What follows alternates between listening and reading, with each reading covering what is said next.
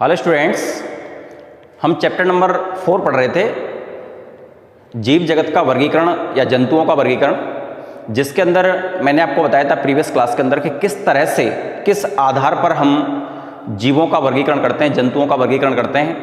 कोशिका के आधार पर करते हैं, ऊतकों के आधार पर करते हैं।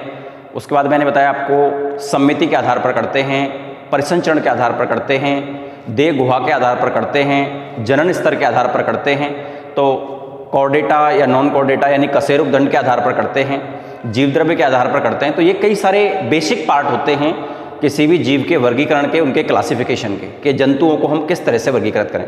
उसके बाद डियर स्टूडेंट्स, मैंने आपको बताया कि जो जीव हैं उनको दो भागों में बांटा गया है जंतुओं को, एक तो नॉन कॉर्डेट्स और एक कॉर्डेट्स।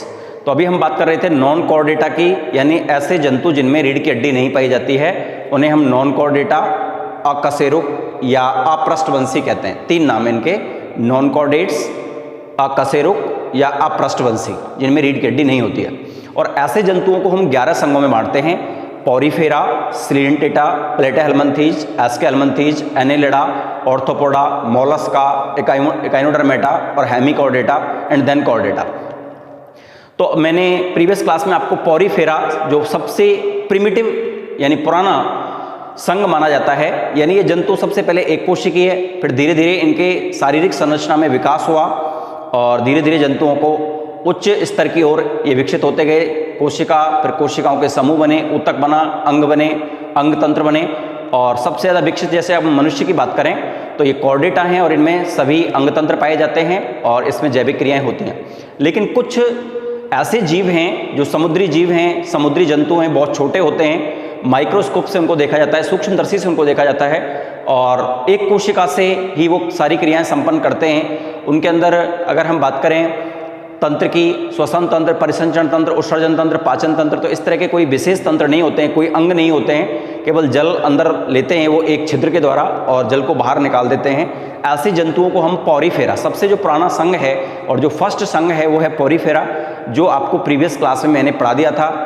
पॉरीफेरा का नाम पोर से बना है, पोर का मतलब होता है छिद्र। ऐसे जंतु, इनके संपूर्ण शरीर पर छिद्र पाए जाते हैं, इसलिए इनको पॉरीफेरा कहते हैं। इनमें एक छिद्र पाया जाता है जिसको हम ऑस्कुलम कहते हैं, उसी से जल इनके अंदर जाता है। इनके संपूर्ण शरीर के अंदर नाल तंत्र पाया जाता है। जल के अंदर जाने के साथ साथ उसमें भोज्य कण जाते हैं, जिससे अपना भोजन करते हैं और उसको एक फुब्बारे के द्वारा बाहर फेंक देते हैं पानी को, वो उत्सर्जन की क्रिया भी हो जाती है। तो इस तरह के जंतु हैं वो पॉरीफेरा में आते हैं, जिसके अंदर आपने साइकन, स्पॉन्जिला, स्पंज, ऐसे जंतुओं के बारे में पढ़ा था। डियर स्टूडेंट्स, आज हम बात करेंगे सेकंड संघ सीलेंट्रेटा की, बहुत ही इंपॉर्टेंट सीलेंट्रेटा। अगर मैं सीलेंट्रेटा की बात करूं तो सीलेंट्रेटा इसको क्यों कहते हैं? क्योंकि इन जंतुओं में एक बड़ी गुहा होती है, यानी पूरे शरीर के अंदर एक गुहा होती है और उस गुहा का नाम होता है सीलेंट्रॉन। और सीलेंट्रॉन गुहा के कारण ही इन जंतुओं को सीलेंट्रेटा कहते हैं। इनका नाम सीलेंट्रेटा पड़ा है क्योंकि इनके अंदर एक गुहा होती है जिसे हम सीलेंट्रॉन कहते हैं। और इनमें दंश कोशिकाएं होती हैं, लंबी लंबी कोशिकाएं होती हैं। जैसे अगर मैं हाइड्रा का डायग्राम बनाऊं, हाइड्रा सीलेंट्रेटा के अंदर ही आता है। तो इस तरह का जंतु है ये जो कोशिकाएं बना रहा हूं ये दंश कोशिकाएं हैं और ये हाइड्रा का डायग्राम है। यहाँ से ये स्थिर रहता है, ये इसका बेसल पार्ट है, यहाँ से किसी भी सतह से ये चिपक सकता है। और ये इसका मुख है, ये छिद्र है, इसके शरीर पर पाया जाता है, एक मुख्य छिद्र है ये। और मुख्य छिद्र ये मुख और गुदा दोनों का कार्य करता है। इसी से ये जल को अंदर लेता है और इसी के द्वारा जल को बाहर निकाल लेता है। तो ये मुख और गुदा दोनों का कार्य कर रहा है। ये जो कोशिकाएं आपको दिख रही हैं इन्हें हम स्पर्शक या दंश कोशिकाएं कहते हैं। इन्हीं कोशिकाओं के माध्यम से जो हाइड्रा है वो गति करता है। ये हाइड्रा का डायग्राम है, ये गति करता है और शिकार को पकड़ता है। इन कोशिकाओं को हम दंश कोशिकाएं कहते हैं। डियर स्टूडेंट्स, दंश कोशिकाओं की उपस्थिति के कारण ही इसे हम नाइडेरिया भी कहते हैं। सीलेंट्रेटा का दूसरा नाम है नाइडेरिया, हम इसको कहते हैं, या निडेरिया हम इसको कहते हैं। क्यों? क्योंकि इनमें दंश कोशिकाएं पाई जाती हैं। तो अभी हम प्रमुख लक्षणों के बारे में, एक विशिष्ट लक्षणों के बारे में पढ़ रहे हैं जो सीलेंट्रेटा संघ के होते हैं। ऐसे ही हमें 11 संघों को पढ़ना है और उनमें कौन कौन से जंतु आते हैं और क्या क्या उनके लक्षण होते हैं। तो अभी हम बात कर रहे थे सीलेंट्रेटा की। इनमें गुहा होती है, सीलेंट्रॉन कहते हैं, इसीलिए इनको सीलेंट्रेटा कहते हैं। दंश कोशिका उपस्थित हैं, इसलिए इनको नाइडेरिया संघ के प्राणी या निडेरिया संघ भी कहते हैं इसको। ये समुद्रीवासी जंतु हैं, समुद्र में पाए जाते हैं। स्वच्छ जल में भी कुछ जंतु पाए जाते हैं। अगर इनकी उपस्थिति को देखें तो ये एकल हैं, यानी एक जंतु भी मिल सकता है आपको सेपरेट। निभई यानी कॉलोनी के अंदर बहुत सारे ग्रुप में एक साथ जंतु मिल सकते हैं। स्थानबद्ध यानी कोई स्पेसिफिक प्लेस से चिपके हुए रहते हैं आधार से, या स्वतंत्र जीवी भी हो सकते हैं, कोई जरूरी नहीं है चिपके रहें, स्वतंत्र जीवी भी आपको मिल सकते हैं। नेक्स्ट अगर बात करें तो इनका जो शरीर है वो कोशिका ऊतक स्तर का, यानी कोशिका का भी हो सकता है और ऊतक स्तर का भी हो सकता है। इसमें अंग नहीं होते हैं। ध्यान रहे, मैंने कहा था कि जैसे जैसे संघ बढ़ते जाएंगे वैसे वैसे उनमें विकास होता जाएगा, उनकी संरचना में परिवर्तन होता जाएगा और वो हायर जीवों की तरफ हम जाते जाएंगे। तो सबसे पहले इनका जो शरीर की बात करें तो वो कोशिकीय हो सकता है या ऊतक स्तर का हो सकता है। द्विजनन स्तर होते हैं इसमें, 3 जनन स्तर बताए थे मैंने जब आपको वर्गीकरण पढ़ाया था, लेकिन इसका जो शरीर होता है वो द्विजनन स्तरीय होता है। नेक्स्ट हम सम्मिति की बात करें तो अरीय सम्मित इनका शरीर होता है। एक ही मुख्य छिद्र होता है इनमें जो दोनों का काम करता है, मुख और गुदा का। इनमें दंश कोशिकाएं होती हैं जो मैं आपको पहले बता चुका हूं, जो शिकार को पकड़ने व गमन में सहायता करती हैं। अगर इसमें पाचन की बात करें तो बाह्य कोशिकीय व अंतः कोशिकीय दोनों प्रकार का पाचन हो सकता है, कोशिका के बाहर भी अंदर भी। श्वसन, उत्सर्जन, परिसंचरण तंत्र इसमें अनुपस्थित होते हैं, ऐसा कोई विशेष तंत्र इसमें नहीं पाया जाता है। द्विरूपी प्राणी हैं, यानी इनके जीवन चक्र के अंदर 2 अवस्थाएं आती हैं, 2 रूप आते हैं। एक को हम पॉलिप कहते हैं और एक को कहते हैं मेडुसा। डियर स्टूडेंट्स ध्यान रहे, जो पॉलिप है वो अलैंगिक अवस्था है। सिलेंटेटा प्राणियों की जो पॉलिप है वो अलैंगिक अवस्था है और जो मेडुसा है वो लैंगिक अवस्था है। ये एक लिंगी अथवा द्विलिंगी जंतु हो सकते हैं, यानी नर और मादा जो लिंग है वो एक जंतु पर भी हो सकते हैं और अलग अलग भी हो सकते हैं। अलैंगिक एवं लैंगिक जनन इनमें पाया जाता है। इनका जो लार्वा होता है इनमें लार्वा अवस्था भी पाई जाती है, जिसे हम प्लेनुला कहते हैं। इनके लार्वा का नाम होता है प्लेनुला।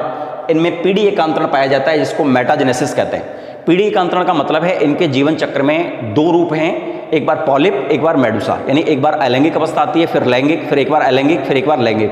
तो इस तरह से ये लगातार क्रम में आती रहती हैं, इसे ही हम पीढ़ी एकांतरण कहते हैं और इस प्रक्रिया को हम मेटाजेनेसिस कहते हैं। सबसे इंपॉर्टेंट बात, इनमें पुनरुद्ध भवन की क्षमता पाई जाती है, रिजनरेशन की क्षमता पाई जाती है। और पुनरुद्ध भवन का मतलब होता है कि कोई भी प्राणी है अगर उसका कोई भी भाग, कोई भी अंग उसका कट जाए और उससे वो नया प्राणी बना सके, तो ऐसी क्षमता को हम पुनरुद्ध भवन की क्षमता कहते हैं। अमीबा को अमर माना गया है क्योंकि अमीबा में सबसे ज़्यादा पुनरुद्ध भवन की क्षमता पाई जाती है। अगर अमीबा के हम 50, 100, 200 टुकड़े कर दें, काट दें, उसको मसल दें, पीस दें, तो उतने ही अमीबा उससे बन जाते हैं। सेम हाइड्रा के अंदर भी पुनरुद्ध भवन की क्षमता पाई जाती है। अगर हाइड्रा का कोई भी पार्ट कटता है तो वो नए हाइड्रा का निर्माण कर लेता है। अगर हम देखें तो छिपकली, थोड़ा सा हम हायर एनिमल्स की तरफ जाएं, उच्च जंतुओं की तरफ जाएं, तो छिपकली के अंदर भी पूंछ के अंदर, जो छिपकली की टेल होती है, पूंछ होती है, उसके अंदर भी पुनरुद्ध भवन की क्षमता पाई जाती है। अगर किसी भी छिपकली की पूंछ कट जाती है तो उसके स्थान पर दूसरी पूंछ आ जाती है। लेकिन मनुष्य के अंदर अगर हम देखें कोई भी हाथ पैर हमारा कट जाता है तो वो दोबारा नहीं आता है, क्योंकि हमारे अंदर पुनरुद्ध भवन की क्षमता नहीं पाई जाती है। रीजनरेशन या पुनरुद्ध भवन की क्षमता जो लोअर या निम्न जीव हैं, निम्न संघों के जीव हैं, उनकी विशेषता है, उनके अंदर ये क्षमता पाई जाती है। अगर मैं सीलेंट्रेटा के एग्जाम्पल्स की बात करूं तो हाइड्रा, जिसका डायग्राम मैंने बनाया है, ओवेलिया, मैड्रीपोरा, पेनेटुला, ऐसे कई सारे एग्जाम्पल्स हैं जो हाइड्रा, पेनेटुला, मैड्रीपोरा, ये सभी सीलेंट्रेटा संघ के अंदर आते हैं। तो डियर स्टूडेंट्स, आशा करता हूं कि आपको सीलेंट्रेटा संघ के प्राणियों की क्या विशेषता होती है, what's the main characters of Coelenterata phylum animals, तो आपको बताएं मैंने। जैसे एक बार दोबारा रिवाइज करना चाहूँगा, सीलेंट्रॉन गुहा,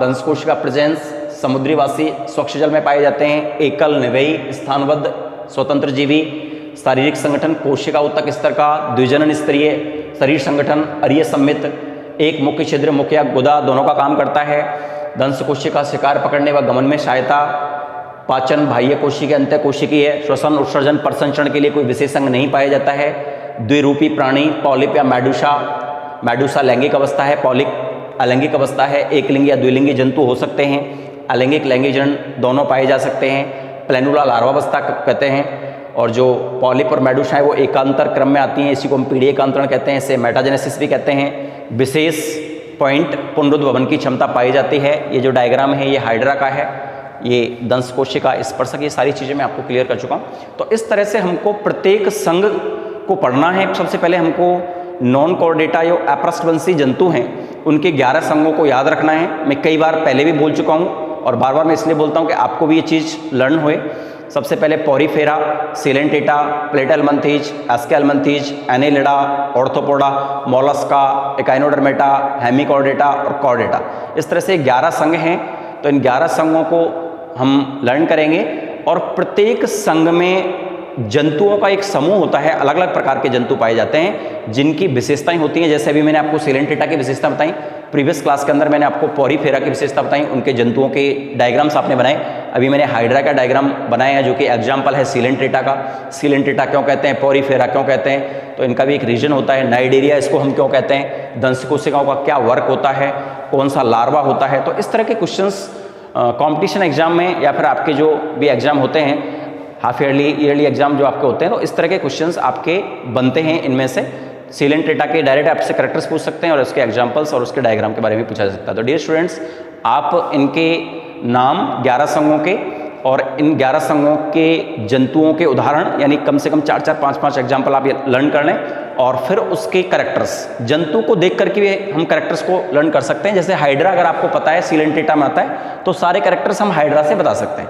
पुनरुद्भवन की क्षमता है, मुख्य छिद्र है जो मुख और गुदा दोनों का काम कर रहा है, गुहा है, ये पूरी संपूर्ण गुहा है जो ऊपर से नीचे तक फैली हुई है जिसको हम आर्केंट्रॉन कहते हैं। इस तरह से हम इसको याद कर सकते हैं। दंश कोशिकाएं पाई जाती हैं जो गमन में या शिकार को पकड़ने का काम करती हैं, मार भी देती हैं, शिकार को पकड़ के खा जाता है ये जंतु, यहाँ मुख के पास लाती हैं। तो ये सारी चीज़ें हम डायग्राम से पता लगा सकते हैं। It's all for today, thank you so much.